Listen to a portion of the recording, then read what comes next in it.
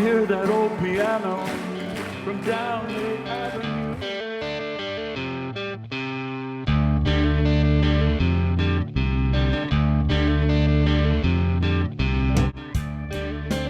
Welcome to this latest edition of the Cranky Curmudgeon's Corner. My name is Paul Thomas. Ever since Trump came to power, and especially since the start of his second term, it has been a struggle for the opposition to strategically figure out the best ways to slow down his mission to turn America into an authoritarian police state. Because the previously considered effective institutional safeguards, such as the Constitution, rule of law, the Fourth Estate, universities, law firms, markets, Congress, and the courts, have been sidelined by the tactic used by his administration to ignore them and continue to do things they believe will intimidate any type of resistance. That is, until he decided to invade Minneapolis, Minnesota. Here to discuss and analyze what happened there and what organizers of the resistance should learn from what happened there are Marilee Rendulich and Daniel Thomas. Welcome, panel. There are a lot of actions taken by the residents of Minneapolis that eventually resulted in the announcement to withdraw Border Patrol and ICE agents and cease their operations. But I want to start the analysis by looking at one particular tool, the camera phone. We know that the camera phone documented the murder of George Floyd and was key in exposing the lie that was attempted in the official police report of the incident. Immediately after Renee Good and Alex Preddy were murdered by federal agents, high-ranking administration officials such as Tricia McLaughlin, Kristi Noem, J.D. Vance, Gregory Bovino, and Stephen Miller started lying in the media about the victims and what led to their deaths. If not for the cell phone, cameras documenting the events, how effectively do you think the lies perpetrated by the administration would have landed in the consciousness of the American people? Marilee, there are a lot of gullible Americans out there, and many probably would have believed what they were saying if not for the documented film of the events. So how do you think that would have landed had we not had that documentation? I believe it was by far the most effective tool out there to pass the truth on through all the channels. I mean, the fact that it was blasted across all the TV news media and the streaming services was very, very effective.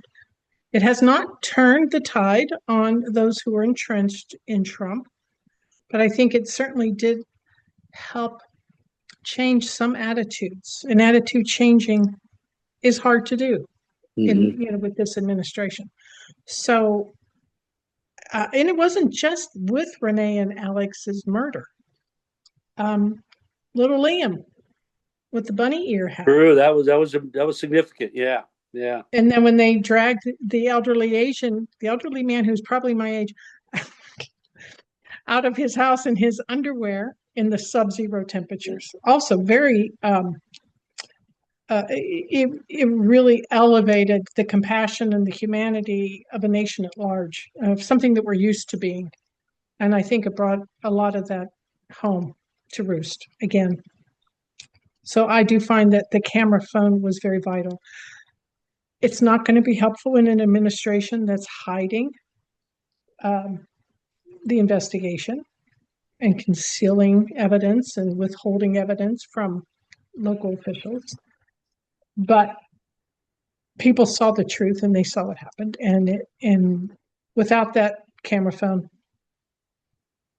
But if we get to a court and there are 12 jurors there and you get all kinds of lies coming out of the administration, but the jurors see what the camera phone evidenced, that would be enough, I think, to convict if they saw, the the digital replay from the camera. I'm, and that depends on how charges are brought. I don't know how, who's bringing charges, and if it's the families, if it's the state, if it's all of the above. Well, it's got to be. And if It's it's got to be the going to state. see a jury, trial at all, I'm not sure. Yeah, it's got to be the state.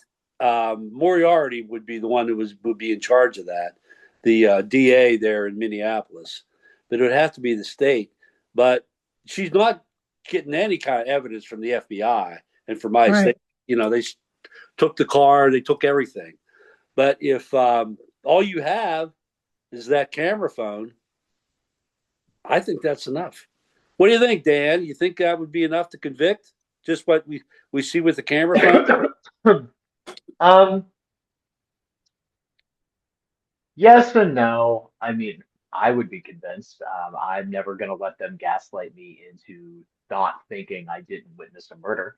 Um, there are people who out there who have already bought into the evidence of don't believe your lying eyes. And I was dating one of them when that happened, and we had a talk on January 9th about Renee Good and how she had it coming. I hung up that phone and I was single again by January 10th. Uh, it's hard to realize that you're going out with someone who would have handed Anne Frank over to the Nazis, but that's what happened. Right. Okay, now wait a minute. Let me get this straight here. This person had that opinion because he was given that information from the aforementioned Christy Nome and Stephen Miller. Yeah, he chose to believe what he was being told, and I asked him if he had seen the footage, and he said yes. And I said, I've watched that footage of Renee. Alex had not been shot yet. I'd seen like five different angles of it, and he said he had seen the same ones, and he said that I should not believe what I was seeing. So, so I will not be bringing anybody home to an Easter dinner this year. Dan, Um, I had a very similar experience. I was golfing with a league out in Los Angeles, and we don't usually talk about politics. But at one point on hole 6, one of the ladies said, well, until I saw him kick out a tail light, I didn't think, he should have been shot. A tail light. And of course, I can't repeat what I said back because it was rather mhm. Yep. spontaneous and not fit for TV. But something along the lines of how many taillights and murder go hand in Oh hand. yeah.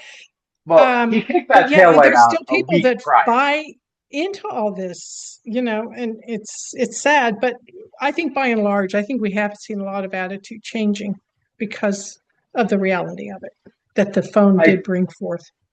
I think the visual image is really important, and going back to when I was a child and Rodney King was beaten by the police, Mhm. and that was all over the news because it was recorded by the cop's own dashboard camera. But there's just never footage of that kind of thing. Then when we had George Floyd, fast forward 25 years, we've got police murdering someone on camera.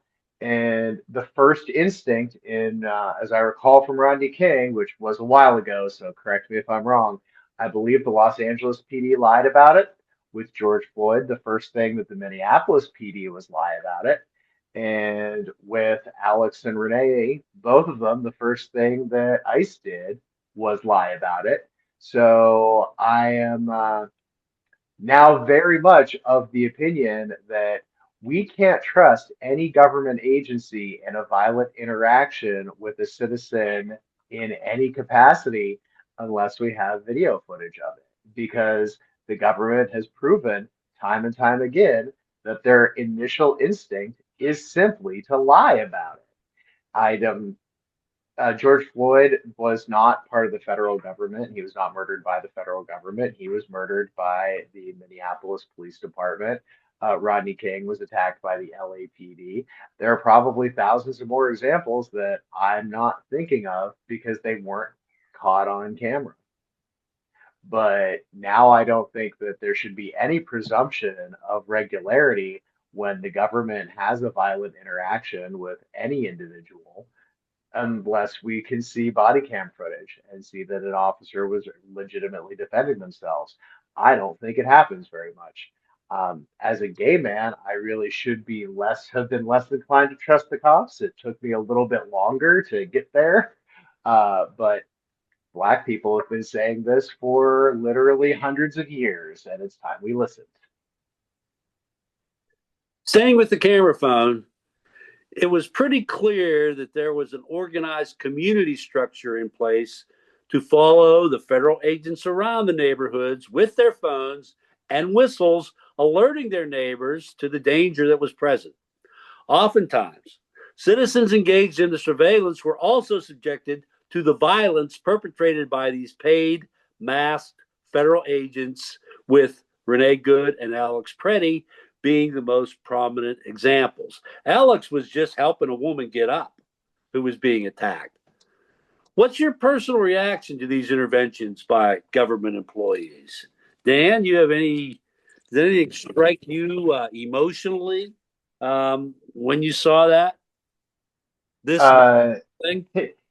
yeah, when I saw Renee, I was absolutely mortified, and I broke up with someone for having the wrong opinion about it. Um, when I saw Alex, I cried and said, "This is not my country." Except it is, and we've been doing this for a long time. It's just out on the surface now. But I think that the people who were protesting are incredibly brave. Um, ICE has not come to my community yet, so I don't know what I'm going to do when they get here. I hope that I am both as brave as Alex and Renee. I also hope that, unlike Alex and Renee, I don't get shot. But it's not good. The, it, I was not a defund the police guy. I do think that we need some kind of apparatus for law enforcement in this country. Um, I am an abolish ICE guy. I'm going to vote for the first Democratic nominee in the primary who promises me a Nuremberg style trial with public hangings of these people. Because this cannot be allowed to continue. Marilee, personal reaction? Um, it's horrifying that our government would do it. I'm not sure I struggle too with the lack of accountability that the government has shown. They never shown an ounce of dignity. They immediately attacked both Renee and Alex, denounced them, vilified them. So they haven't done anything but continue my mistrust of this federal government itself. By and large, it's not just ICE and the lack of training and the viciousness with which they are wielding their power. It's truly the administration that fails to do anything substantive about these murders. Yeah, they pulled out, they slowed down. I don't know how. I heard there's still 300 ICE agents in Minneapolis, but they slowed down their aggressive tactics.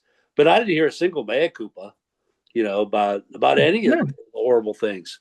Like you mentioned, little Liam, he came back and still nobody said, "Oh, we're so sorry we made a mistake," or that. Yeah, it's lack of accountability. That's a real issue. Also organized to promote the protection of their neighbors was the distribution of food to the homes of the people who were potential targets, because leaving their homes made them more vulnerable to being arrested. What does that say to you about the humanity of the people who engaged in this organized charitable effort? Personally, Marilee, I was thrilled to hear that they cared enough about their neighbors that they were willing to, make sure that they had food. They took them to their doctor's appointments and stuff. so they wouldn't be out in the open for ICE to chase them down. No, it's like a real underground railroad. And I don't, the vastness of this network and the way it came up, so it seemed to me almost instantaneously. Mm-hmm. From, I mean, there were some community programs that were already feeding that, altered the structure of their network. But some of these it was churches and food pantries. And I find them just, worthy of civic award and recognition The for, Nobel Peace Prize. The Nobel Peace Prize was suggested by. absolutely. They just Yeah. saved who knows how many people from more distress and despair and possible snatchings. Yeah, So, family separation and all that. Dan, mhm. how does that make you feel? Did that give you any hope? It does give me hope, and what actually gave me the most hope about it was the length of time that it was sustained. It lasted until ICE got out. And I think the big problem I see with a long-term effort like this is the people who are putting out the time and the money and the efforts to make sure that these people have groceries and make it to the doctors. Like they have their own lives and own expenses, and it it's taking on a huge responsibility. And we everybody can chip in and help out for a little bit, but one by one people are going to fall to the wayside. And in Minneapolis they did not do that. Everybody seemed to hold firm and keep the network going. um like It this seemed is to me it was so widespread that so many people were engaged in it that no one was really put out that much because they spread it around. Yeah, socialism to the rescue. But this is usually the kind of thing where I don't know, this kind of effort usually would result in the efforts being turned over to an organization or a nonprofit, if the government wasn't going to do that. Well, in this case, the government's the enemy. And if you are working with an organization or a nonprofit, like an actual registered organization, then all you're going to do is wind up leading the government to these people when they subpoena your files and records. So this had to be an underground grassroots thing in order to help the actual people that they were trying to help. And I'm really pleased that the Minneapolis resistance cells managed to keep themselves uh, occupied and help the people and keep everybody safe with as much as they could. Like obviously they couldn't help everybody. Obviously ICE kidnapped a lot of people while they were there, but they were able to do some work. Yeah, the network was pretty effective, is what I'll say, in the way they targeted people, potential victims, and helped them out. This next question is probably the hardest one to answer, so get ready for that. Why I deserve to be the most striking in the operations described above, as well as in the massive protest demonstrations on display daily during the entire operation, was the joy, the love, and community spirit these people felt for each other and their neighbors. They were actively protecting. We just talked about that. I've been noticing this past decade, and even well before that, the tremendous effectiveness hate has in the development of political power. But seeing how all this unfolded in Minnesota, it is difficult to argue against the political power love can also wield. The question: which is the more effective political tool in this current political society? Love or hate? We saw love on display in Minneapolis. We see hate on display in Texas. What strategy do you think could be employed to increase the effectiveness of love at this moment? Dan, what's your take on the effectiveness of each political strategy? Well, in the case of In the case of dealing with ICE and what we saw happen in Minneapolis, there was definitely an element of love thy neighbor, and people were stepping up to help and protect their neighbors and communities. Um, and I don't want to dismiss that people genuinely were caring for the innocent and downtrodden. It's almost like these people had what one might have called Christian values 10 years ago. But Jesus is woke now, so obviously we can't use that term. But ICE gave them an enemy. ICE came into their community as an outsider and tried to hurt people in their community.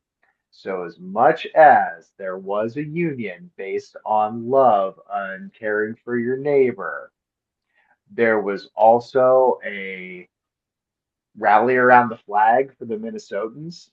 Like, we are being attacked. We see ourselves in these other people who are being taken away and targeted and hurt. So I think I think it's very powerful to try to, when you have an outside enemy, people unite really quickly. Like, remember on September 11th, 2001, on Mhm. September 12th, 2001, the entire United States decided to become conservative warmongers. We united against the common enemy. I think that's what the people in Minneapolis did, and they put up and they did what they had to do to protect their community from the hostile invading outside force. We saw it with the Canadian election last year. I was in Toronto this weekend. There were a lot of Canadians who were a lot more right wing, but Donald Trump gave them an enemy, and suddenly they elected a leader who was going to make sure to stand up to him, and things like the Quebec independence movement. Yeah, that's done now. As long as Trump's in office and they have somebody outside, their internal squabbles have all been put aside. So I think that there was a lot of kindness and bravery and courage in Minnesota. There was also an external force coming to hurt members of their own community, and they had to unite to defend against that force. I also suspect that that is one of the reasons why Trump attacked Iran, um, to distract from the Epstein files, and that's the only reason I think he did it. But he was trying to create a rally around the flag effect, and that might have lasted a little bit till people had to go fill up their gas tank. So Minnesotans or Minneapolis residents loved their neighbors, but they hated ICE worse. Yes, That's because what you're saying? ICE was not the Minnesotans. ICE was an outsider coming to impose their will and hurt Minnesotans. Yeah. And so they learned to hate them real quick if they didn't already. Marilee Dan makes a great point. The hate was more powerful because they could hate ICE even more than they could love their neighbors in Minneapolis. Is that how you see it?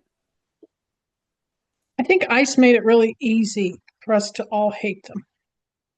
Their transgressions, their violence, cruelty, masking, and all the snatchings, none of it, how many of it, much of it was legally based, we don't even know. I think their behavior really brought forth our better selves. And as a, just not just the Minnesotans, but the nation at large really revolted against their conduct because there was no validity in large part. There were citizens being arrested, citizens being beaten and murdered. And I agree with Dan completely. It's the outside enemy, but it's also, had they conducted themselves with some professionalism, any level of professionalism, and done what they, and actually went in to do the job that they're supposed to do, Which is arrest the criminals, not the criminals. Yeah. All of this, though, if you remember, was triggered by the racist ranting against the Somali community, who had previously been charged by the Biden administration for fraudulent activity in some of the COVID programs. People were really riled up against the Somalis until they really saw what ICE was capable of doing widespread across the board And and you start murdering white people, you can even get some Trump people to change their minds about what's right and what's wrong. So I think, the way that the administration handled it by and large was completely incompetent.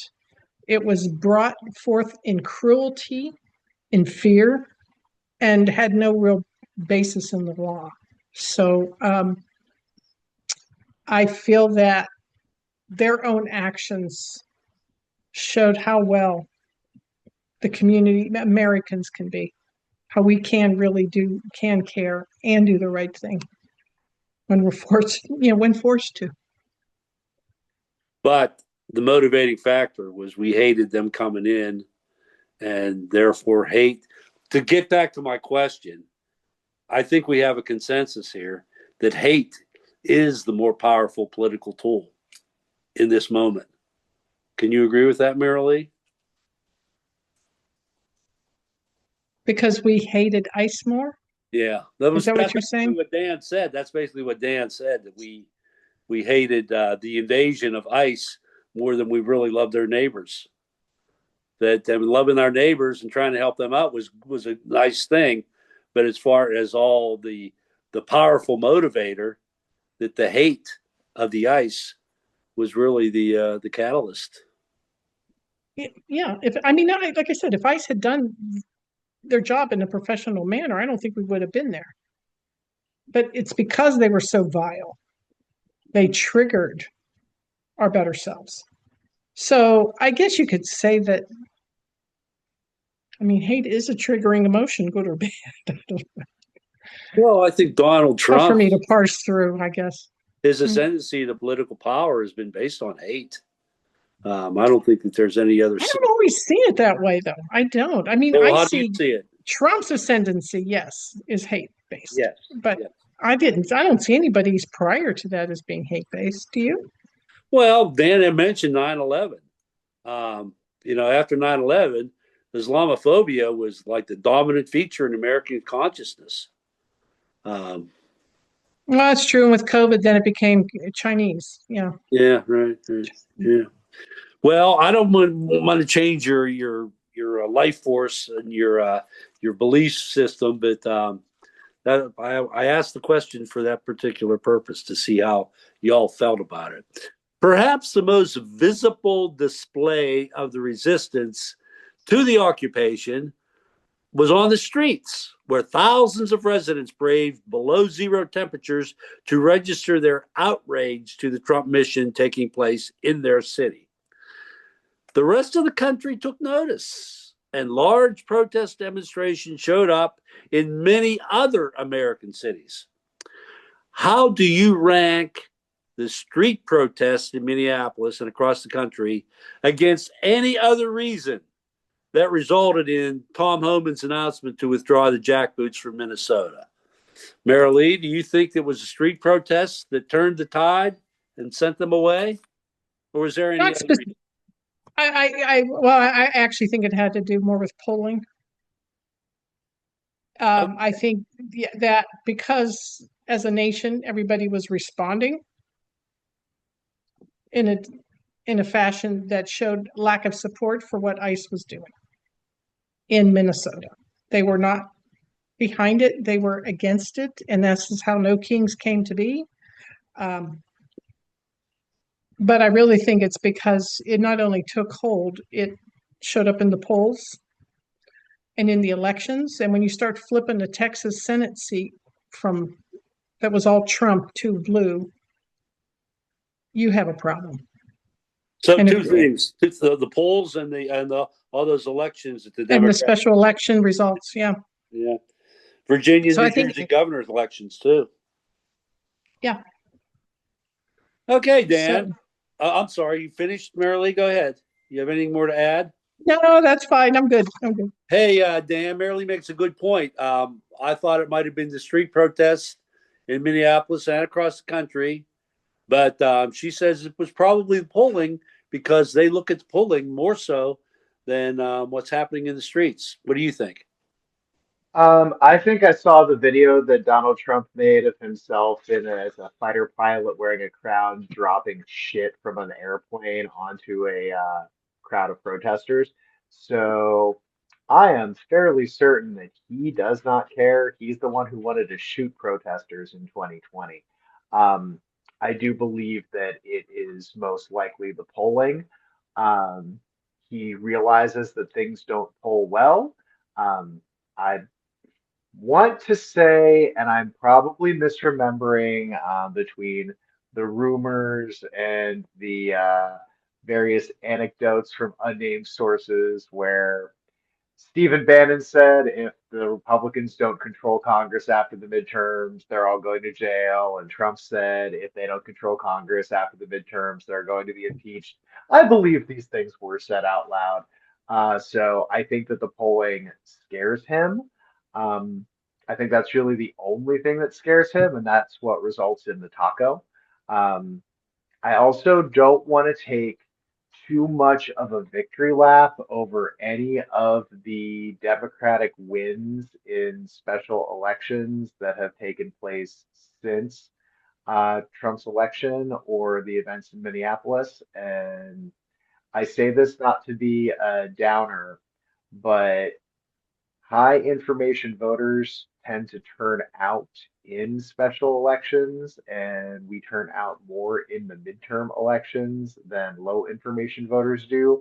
And high information voters are people who like watch the news once a month, but they do tend to vote Democrat. So when a Republican loses in a special election, I'm very rarely surprised. I am hopeful. I do think that this is a sign because some of these happened in deep, deep red districts, but I don't think that the midterms are by any means a sure thing. I'm with you there. I pointed out to you and your uncle that there was a couple of special elections where the Republicans they won. There was substantial victories in Pennsylvania in state house races in Pennsylvania. So I'm with you on that victory lap. We need to hold off on that for sure. The first year of Trump 2.0 is replete with cowardly demonstrations of sycophantic appeasement and acquiescence to Trump's glory by universities, law firms, foreign heads of state, billionaires, cabinet officials, media executives, tech CEOs, other CEOs, and politicians, both Democrats and Republicans. These cowardly displays had no effect in slowing down Trump's criminal behavior. Actually, they emboldened him to push for more. On the other hand, when Canadian Prime Minister Mark Carney took the podium in Davos to proclaim that Trump destroyed any trust in America's integrity, when the EU nations announced military deployments to Greenland, when numerous grand juries started handing bonding no bills, and when the residents of Minneapolis told Trump no and Homan to fuck off, we all saw what Trump did.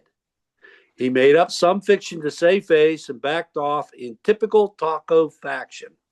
Is there a lesson here on how everybody should behave when it comes to dealing with Trump? Dan, you got to stand up to that son of a bitch. Is that what works best? Bullies are always tiny, broken men. I do wish that Trump's dad had maybe given him a hug when he was a child and perhaps said that he was proud of him, even if he was lying, and then maybe we wouldn't be in this mess. Uh, but you have to stand up to the bully. When you give your bully your lunch money, that does not end the interaction. He comes back and does it again the next day. So all of these people acquiescing just made the problem worse. ABC would have won their lawsuit or the Trump lawsuit about the 60 Minutes interview with Kamala Harris and the editing. That They was would have won CBS. that. That was CBS, by the way. Yeah. ABC Oh, gave it yeah. to George Stephanopoulos when George Stephanopoulos. Okay. Yeah. It's so hard to keep track of these people Yeah, because right. they're all falling over themselves. CNN has fallen now that the Ellison has bought it. I saw a clip today of a man explaining that Trump has 100% approval from Republican voters, and that's a lie. So yeah, CNN is dead. Don't rely on them for anything anymore. But yeah, we you have to stand up. Universities the universities needed to unite together and speak in one voice, and they did not do that. So it's too late. The big law firms should have all, they're fucking lawyers. This is what they do. They also should have stood up. Um, there was a shift though this time. In Trump 1.0, he lost the popular vote against Hillary. Hillary Clinton is the people's 45th president, and Trump is the Electoral College's 45th president. So the whole country was up in arms and mad, and there were protests in the streets from day one. With Kamala's loss in 24, he won the popular vote, not by a lot. He does not have the huge mandate that he says he does, but he did legitimately win. And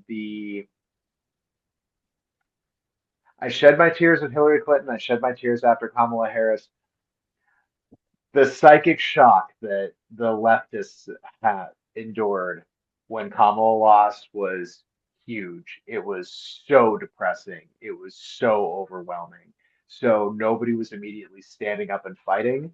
And I think that the the corporate oligarchs are a whole separate thing. They wanted this. Hmm. But the universities, the news media, the newspapers, the law firms, they didn't see anybody standing up and fighting this time, and they saw that he legitimately won the popular vote this time, and so they chose to chicken out. I will also point out that perhaps the most egregious dereliction of duty, in my opinion, is, and I've pointed this out before, John Roberts is afraid of creating a constitutional crisis. So he's allowing Trump to get away with blatant lawless behavior because he knows that Trump will defy a Supreme Court order if if he has thinks he has reason to. He So pretty much John, did with the tariffs. He pretty yeah, much did with the tariffs. You yeah. know. So Roberts is in his attempt to defend the integrity of the Supreme Court as an institution, he has actually taken away any integrity that it actually has. Because the lower courts are still trying to follow the law as it is written and intended. And then it gets up there, and if he can find any fucking way to twist it to make it work, he goes for it and just gives Trump whatever he wants. And that I know what he's doing. He's trying to protect the court.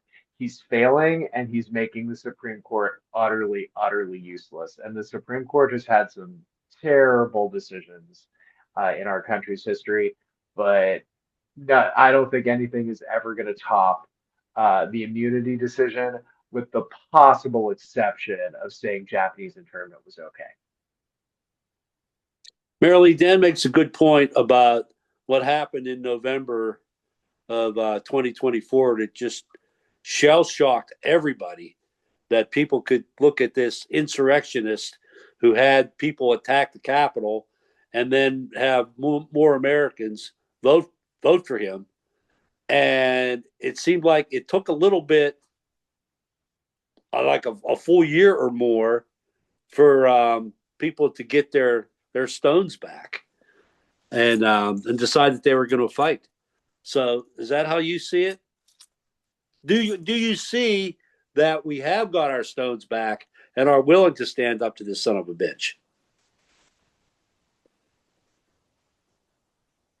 I don't understand why him winning an election led to any of this mousy behavior. I don't understand the universities, the law firms, the Supreme Court. I don't get any of it. So they know their jobs, they know what the Constitution says, and why they have, and they know who Trump is. why they Why let. do you, why do you think they were so mousy then? I, I don't have a clue. Okay. I really don't. Did they think that this would bring them goodwill? In what fashion? I mean, what has come of it, one way or the other? Whether you settled with him or not, what have you gotten for it? And I just don't comprehend that kind of attitude unless. So for me, they've just sold everybody down the river,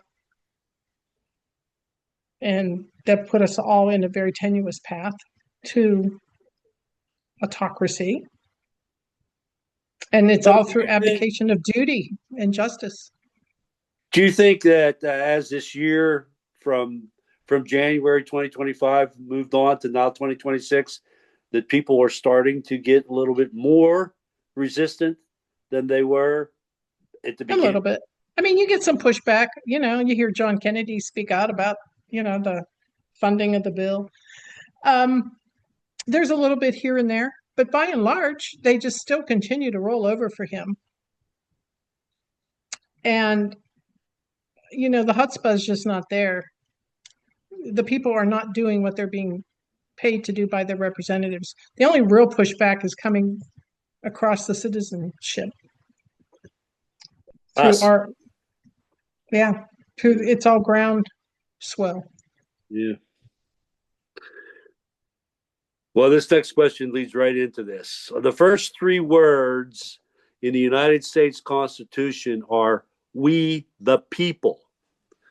On the morning of November 5th, 2024, when my wife announced that son of a bitch won, I immediately came to the conclusion on who to blame for the nightmare on which we're about to embark: the American people. Blaming Biden's dysfunction or Kamala's lack of charismatic presence just didn't cut it as an excuse. We all saw what Kamala was: a smart, decent, competent person who happened to be a woman of South Asian and African descent. We all saw what Trump was: a liar, a bully, a criminal who 4 years earlier tried to avoid prison by organizing a violent overthrow of election results by inciting of violent criminals to attack the Capitol to stop the election's legitimate certification. There was no hiding who each person was, and the American people chose the monster to be their president. Fortunately, we still have an opportunity for redemption to fix the horror we managed to create in November 2024. The playbook on full display was written by the people of Minneapolis. Give them that Peace Prize. The question is, do the American people have enough decency and intelligence and strength to do what is necessary to fix it? Marilee, how confident are you that we Americans can make this thing right? Okay, confidence. I'm not going to say I have a whole lot of, but I have a lot of hope, Okay. and I have a lot of belief that we will continue to work very, very hard to flip Congress. I'm even hopeful that we'll flip the Senate because he keeps making huge, huge tactical errors, one after the other, in his efforts to hide who he really is. He is losing even his own portions of his own base. And I think people do have some awareness. We have to put forth better candidates, no doubt about it. I mean, we have some excellent ones, but better not be a woman of color because I really don't think the people will vote for him. I'm sorry to say, we are so lacking in true acceptance of a woman's ability to run this nation. But that being said, I plan on working very, very hard to get out the vote, and that's our duty. That's what we all have to do. It's from the ground. It's from the citizenship. It's from the No Kings rallies. It's from the people of Minnesota who show us how to build a network overnight to save our neighbors. So that means, I mean, we're what are we, 6 months away? We So just have a lot to do. there's a duality there in your answer about not having confidence, but do having hope. So I guess what you're basically saying is we have to see if we're going to pull this off. But we can't lie back. I mean, we have to do the work. We have to get out the vote. We have to put forth our candidates. We have to fund our candidates, and um, and I just feel very strongly that as long as we stick with the plan, we'll be okay. And we just keep sticking to it, fighting very hard for it. How many more things is he going to do between now and November to tick everybody else off? I can't. I mean, every day it gets worse. Every day he's not doing anything to satisfy even his own base. Yeah. So, it's. I mean, we do have him as our best hope for winning. Right. Winning Congress back and possibly the Senate. So that's a big key. That these November midterm elections, a big part of it making it better. Fortunately, we can run all races and sexes and orientations in our congressional and Senate elections. Doesn't seem to be a factor. So we can run our best candidates from whatever population group there is. So that just seems to affect the presidency. Okay, Dan. Merrill Lee is both hopeful, but not all that confident. How about you? Okay, so I want to address the sexist elephant in the room.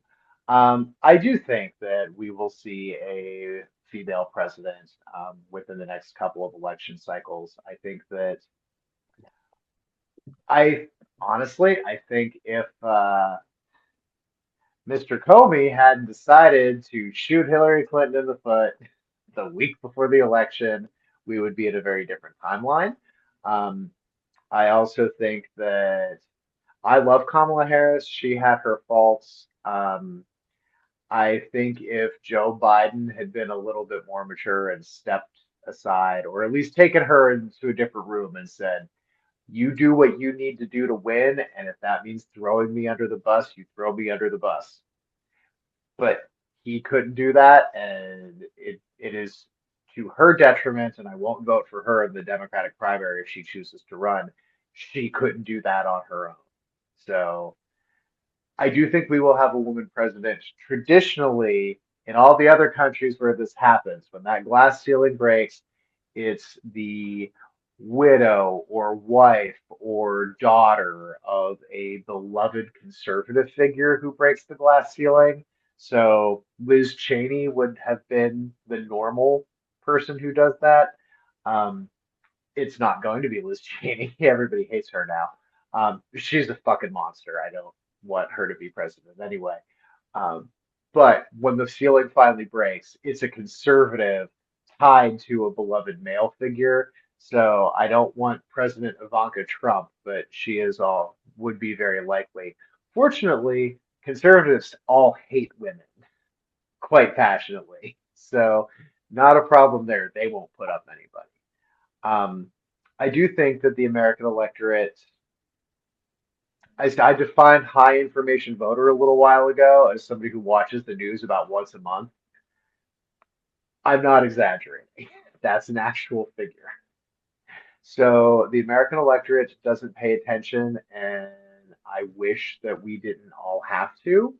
But elections have consequences, and I don't know that I don't know that enough people are going to connect. Like, oh, we were not being threatened by Iran, but we decided to bomb them, and now it costs $70 to fill my gas tank. I don't know that enough people are going to understand that. And my basis for that is in Trump 1.0, he was putting thousands and thousands of family farmers out of business with his original round of tariffs in 2017. Mm-hmm. He had to bail out the farmers. Suicide rates among farmers were at an all-time high because he ruined their income. And then 2024 came around, and guess who voted for him in mass again? Yeah. Knowing just 8 years prior, they were ready to all pop their pills and go meet Jesus. And yet, they did it again, clearly not connecting the dots between what he did the first time and their economic woes. And then he did exactly the same thing again. And I don't believe he bailed them out this time, or we've got just fewer Yes, he did. farmers running around. Okay, yeah, so he did it again. Um, Maybe it would be better off for everybody's health if you just don't go through that stress in the first place, and Mm. maybe elect someone who is actually going to do something to help you. But Trump's magic is he convinces people that he thinks are absolute garbage that he cares about them. And I don't know how.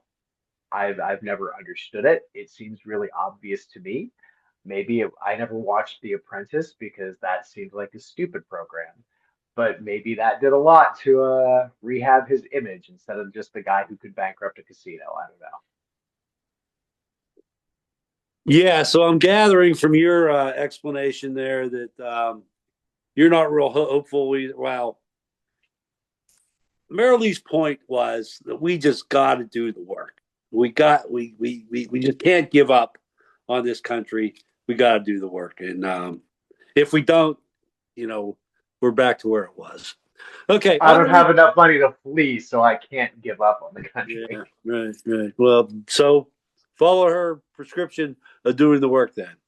On a recent episode, part one of the dog wagging series, panelist Lenny Young made an interesting observation about Trump's obsession with inflicting military violence on weaker foreign nations like Venezuela, Iran, Ecuador, and soon to be Cuba.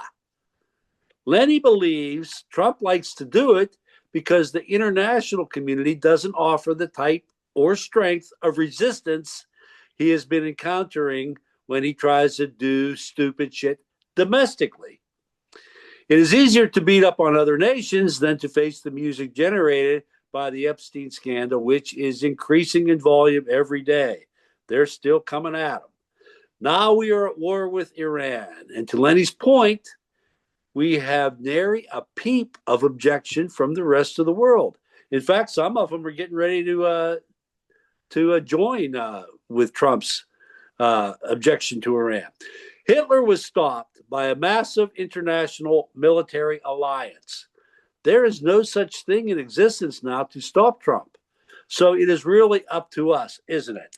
I don't see any international resistance to what's happening in Iran. I mean, they're panicking because they have to pay a lot for gas, even more than we do. But I haven't heard anybody bitching about it. Dan, is that the case? No. The rest of the world is bitching. The problem that we're encountering here and why the people that Trump is picking on, Iran, Venezuela, uh, Cuba, these are not, Iran has been a pariah state for a really long time. There is no love that our traditional allies have for the Ayatollah regime. Like that, they are not they are not sad to see them go. They just don't maybe like the way that it's happening now, because it's Israel and the United States acting unilaterally. Um, Nobody really liked Maduro in Venezuela, and he left the rest of that government in power. Everything he just took Maduro out, but Maduro's government still exists pretty much the same way. So he's not he's not picking on people who are popular. He's picking on people who already have a lot of enemies. So I might be irritated by the way he's doing it, says Canada, Great Britain, France, Germany, but I'm not sad at the end result here. So I think that's why he's choosing the targets that he's choosing. I mean, we have a lot of reason to pick a fight with, say, China about quite a lot, but China could stand up to us. And potentially win. So absolutely not. We will not be standing up to China anytime soon. But that's how he's picking his targets. He's picking people that nobody's really gonna miss if their regimes fall, and he's doing it in truly horrific ways. Like, I don't think any Americans died when we kidnapped Maduro, but a lot of Venezuelans did. And now he's cut off all oil to Cuba, so the Air Canada flights that the Canadians have been touring in Cuba for many, many years. They did not have that bad relationship that we did. But now Air Canada has canceled all their flights there because there's no fuel to refill the planes to fly back. So he's cut off the tourism. People are dying because hospitals don't have enough energy to run or they don't have oil to run their generators because he's cut off the Venezuelan oil. Iran has had mass protests in the streets for months and months and months that we did nothing to help, despite Hmm. his assurance that help was on the way for the sake of the protesters. We did nothing to help them. And then we just started bombing their cities, which, yeah, the last Ayatollah is dead, and now I guess his son, whose wife and child and father were all killed, Yep. is now in charge. That's that's going to create a good U.S. ally. They're Um, not going to have their love fest. He talked about them having a love fest today, that they were both going to run the Strait of Hormuz. what truly, truly disturbs me about the Iran war is the short-sightedness of Americans. Like, if my brother dropped his children off at school and then another country bombed that school and never apologized, and all you saw on the internet from people in that country was saying, I don't care that this happened, I guarantee you, you have radicalized someone who is going to hunt down people from that country for sport. So we are creating a new terrorist crisis. We are creating a refugee crisis, the likes of which we have not seen in a very long time. This is going to get really, really ugly. And nobody is really paying attention. And we are going to there will be consequences that the United States will feel from this for decades because of our behavior in this moment. And it's going to be really bad. Okay, Marilee, Dan kind of says that he's getting away with beating up on all these little countries because these little countries aren't really countries that the rest of the globe really cares that much about. In fact, kind of hate when it comes to a country like Iran. Is that how you see it, or do you see it the Agree. way? Yeah, they're more they're adversaries. They're not. It's not like Hitler invading France and Poland. It's these are already established, well-established adversaries. We don't have good relations with them, and you know, I think the international community though is a little put off by his lack of planning, his lack of notification. I don't see that our allies are in there supporting him. They may be sharing intelligence or maybe bases, but their air bases and stuff. But I don't see that they're in there. They're not sending anybody. They're not putting their ships at risk. So I don't think he has the support that he thought he'd get. Um, I think he thinks anything he does in the United States name is something that the whole world is going to say applaud him for. He's really, I agree with you, creating more enemy conditions, more sub-cell terrorist conditions than he is elevating the United States in this world order. Um, and why the Hague hasn't brought him into trial is beyond me because everything I think he touches is a war crime, from schools to fishing boats. We're not I subject to just, the Hague. We didn't sign the World Court Treaty. and that's why Right? they can't drag him in. No, they can't. No, Yeah. there's a reason we didn't sign that treaty because then Now we our know troops we were. would be subject to the war crimes that they could be charged with. So yeah, our president will never set foot in The Well, Hague. Bush and Cheney, we should have been dragged into that had we signed that treaty. But I thought they were guilty too. All right, Mary Lee, do you make any other point you want to make about that? Um, not exactly. Other than it's just he doesn't make any sense to me. I mean, he's picking on all these smaller countries. He's creating wars. He's costing us billions of dollars. Nothing adds up. He has no goals. He has no outcomes. I'm not sure what we're doing around the world. I understand Cuba's next. Yeah, I would say Cuba's So within weeks. Yeah. Well, I think one of the things he wants to do is to finish this thing up in Iran so he can bring the carrier task forces back into the Caribbean so he can do Cuba. what's finishing up Iran mean? I don't even know what the goal is. Do you? Well, I don't know. There is no goal. Yeah. There's never been a goal. So it's we could be there forever. He's at some point he's going to have to declare victory, but I don't know how that's going to. I'm sure that's the goal: declare victory.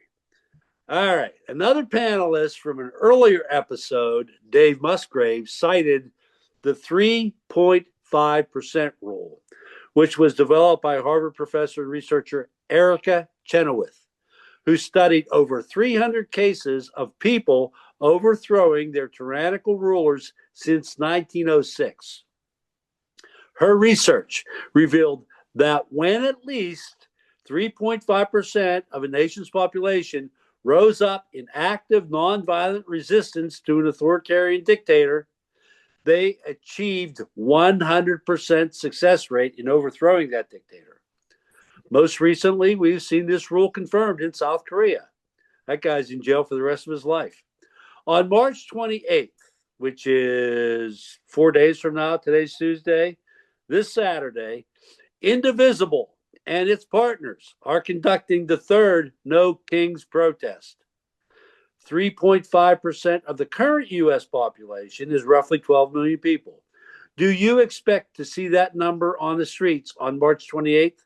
And how confident are you that the 3.5% rule is applicable to us? Marilee, are you planning on attending the No Kings there in your neighborhood? Oh, it's from 10 to 12 here in Redlands at the Peace Corner. Yeah, I really don't know what's going to be happening. I think there's a chance that we could have much greater numbers this time because he's done so many more atrocities. So, we have Iran, we have Venezuela fishing boats, the lack of the Epstein file exposure now that we know he raped a 13-year-old. There's a chance that you're going to get more and more people opposing him. That would be nice to see it. Is it enough to overthrow him? I don't think so. They reelected him. We already knew he was a tyrant. So I until we switch out the House and Senate. So, but if that ends up resulting in the midterms giving the House and the Senate back to the Democrats, you see that as a very positive method in stopping his Yes. craziness. I do. I absolutely see it, but we would need a big overhaul in the Senate because you need 60 votes to impeach. Well, actually, we need 67 votes to impeach. You need 2/3. 2/3. Yeah, So. 60 votes just gets the filibuster put away. But we can at least, do more stoppage, I guess. Yeah. Well, I mean, we can have those hearings and stuff, and I think that would be a big thing. Okay, Dan, do you have any intention of attending your local rally up in your neck of the woods? Yeah, I always go to the No Kings rallies. I don't think we're going to see 3.5% of the U.S. population in the streets. But I do think that a sustained, loud effort by people in your own community makes it very easy for the people who are kind of on the fence, you're not paying attention, to understand why people are getting so upset. The people who support this stuff are too far gone and they're never going to come back. But there are people who are neutral or just don't know, and that's our opportunity to reach those people. Um, I don't think we're not going to overthrow him, period. We're going to get rid of him through legal means or he'll die. One of the two. Given his age and lifestyle, I'm frankly surprised he's still with us now. But he, if we take back Congress, if we take even the House, we'll neuter him. He will not be impeached, but we might Right. be able to get rid of some of his lackeys. Kash Patel should be impeached. Pam Bondi should be impeached. Um, Kristi Noem should be in prison or executed, but You're she's big on already been fired. execution, aren't you? I am now. I don't usually believe in state violence, but yeah, sometimes. Sometimes you got to punish the corrupt administration, and we're not going to get him, even if he goes on trial. He will be able to delay it long until long after he's dead. So I have no faith that we'll be able to get him. But his cabinet is all people in their 40s and 50s who are all out there doing crimes. I think the only one who's not liable for multiple human tragedies is probably like Sean Duffy. Uh, everybody else is an active criminal in some way, Yeah, and they do all need to be punished. yeah, And I think really the issue that we came to is Joe Biden had no interest in punishing Donald Trump. So he picked an attorney general who similarly had no interest in doing any of that. So they waited until it could be claimed to be a political prosecution when it should have started in 2021. right. January. As soon as he got Yes. took those files down to Mar-a-Lago, should have started then. Yes, Yeah. everything should have started at that point, and instead they waited until late 2023 to start a single investigation. So, yeah, I don't care about the guy who pooped on Nancy Pelosi's desk. I don't care about QAnon Shaman. I want the guy who sent them there. And Biden had no interest in doing All right, Daniel, Marilee, thank you so much for joining this discussion. It was great to hear your profound explanations of where we're at and how we need to get past it and where we're going from here. So, all you out there, until next time, bye now.